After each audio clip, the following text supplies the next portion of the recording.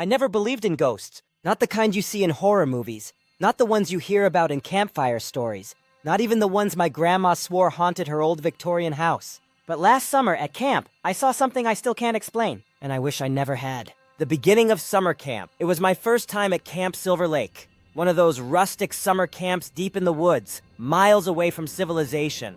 No phones, no internet, just bonfires, hiking trails, canoes on the lake, and the promise of a carefree summer. I was bunking in cabin 6 with my best friend Jake and 4 other campers: Ethan, Ryan, Sam, and Logan. Our counselor, Matt, was one of those cool older guys who barely enforced the rules. He let us stay up late as long as we didn't get caught, and he was full of crazy stories about past campers. But there was one story he didn't tell us. The legend of the Shadow Man. On the 3rd night, after a long day of swimming and hiking, we all sat around the campfire. The air smelled like burning wood and melted marshmallows, and the only sounds were the crackling flames and the occasional hoot of an owl. That's when Ryan decided to scare everyone. "Did you guys hear about the Shadow Man?"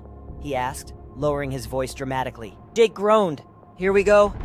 But Ryan ignored him and leaned in closer. "I swear this is real. Decades ago, there was this kid who went missing at camp. They never found him. Some people say he drowned in the lake, but others say he fell into the old well behind the cabins." That got my attention. "A well?" I asked. Ryan nodded. "Yeah, it's covered up now, but people say his ghost still lingers. Campers have seen a shadowy figure in the woods, watching them at night. Sometimes they even hear whispers like he's calling out for help." The group went silent, even though we all knew it was just a dumb story. The way Ryan told it sent a shiver down my spine. "Total nonsense!" Logan scoffed, tossing a stick into the fire. "I've been coming here for 3 years, and I've never seen a shadow dude." "Yeah," Matt added, standing up. "Let's not freak ourselves out before bed. It's just a story."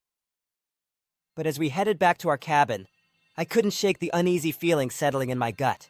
And that night, something happened that made me wish I had never come to Camp Silver Lake. The first night, I woke up at 3 a.m. for no reason. The room was silent, except for the sound of Jake snoring softly in the bunk beside mine. The moonlight streamed through the window, casting eerie shadows on the wooden walls. Then I heard it, a soft shuffling sound outside. At first, I thought it was an animal, maybe a raccoon or a deer, but the sound was too slow, too deliberate. I turned my head toward the window and froze. A dark figure stood just beyond the glass. It was tall, too tall to be one of the younger campers, and its shape was distorted, like a shadow that didn't quite belong in this world. Its face was nothing but darkness, a void where eyes should be. I couldn't move, couldn't breathe. I wanted to wake Jake, but my body was paralyzed with fear. Then slowly, the figure tilted its head, like it knew I was awake, like it was watching me.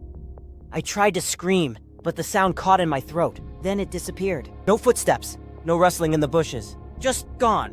I stayed awake until morning, my heart pounding in my chest. When the sun finally rose, I told Jake what I had seen.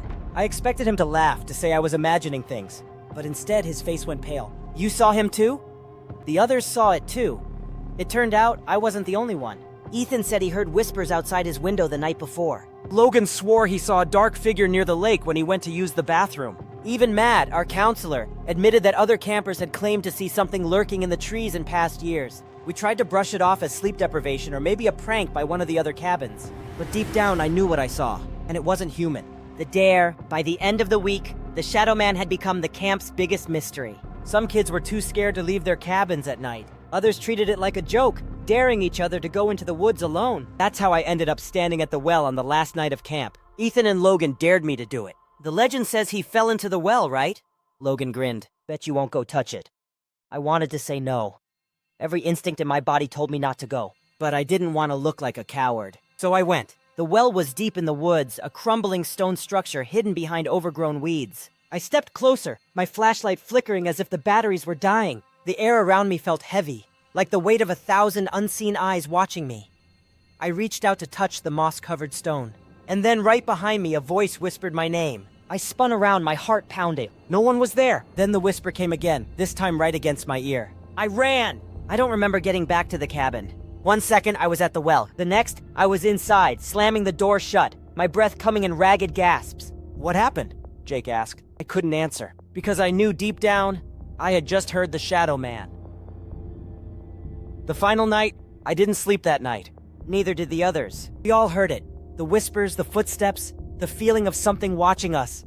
And then just before dawn, Jake gasped. I followed his gaze to the window. The figure was there, standing outside our cabin, watching. But this time it wasn't alone.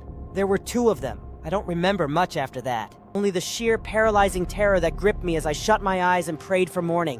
When the sun rose, the figures were gone. And just like that, camp was over. We never spoke about it again. We packed our bags, said our goodbyes, and pretended like it never happened. But I know what I saw. We all did. And that's why I'll never go back to Camp Silver Lake. Because I think the Shadow Man is still waiting.